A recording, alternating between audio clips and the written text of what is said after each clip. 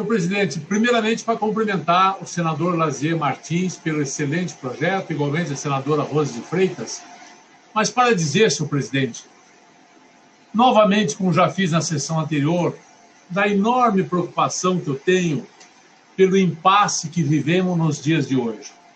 Senhor presidente, nada melhor ilustra o impasse que está a República Brasileira do que esse programa do renda mínima, do renda cidadão. Não há nada mais justo, não há nada mais bonito do que se procurar ajudar aqueles que necessitam de auxílio.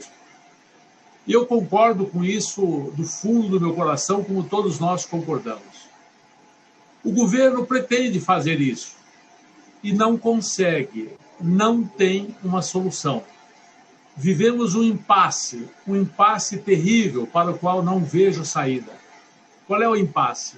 Nós temos um teto de gasto.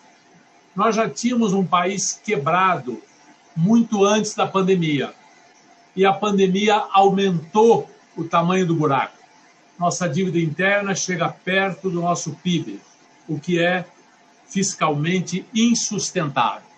As consequências já aparecem. Na fala do senador Paim, por exemplo, que disse muito bem que a inflação dos mais pobres, ou seja, o arroz, o feijão, a alimentação, subiu muito mais do que a inflação oficial, subiu 5%, 6% em um único mês. E por que subiu? Porque o dólar dispara. E por que o dólar dispara? Porque a situação fiscal é insustentável. Isso tem efeito, isso tem ligação. O governo quer ajudar os mais pobres, mas não tem de onde tirar dinheiro. Não pode quebrar o teto de gastos, porque se quebrar o teto de gastos, as consequências serão ainda mais danosas. Só há uma maneira, e não adianta querer aumentar impostos, porque o nosso problema não é a receita, é o gasto. Se o governo aumentar impostos e tiver mais receita, deverá usar essa receita para pagar a dívida. Para pagar a dívida tem que ser paga. Ó. Se quebrarmos o teto de gastos, será o fim da República. Só há uma maneira de ajudar os mais pobres agora: cortar gastos.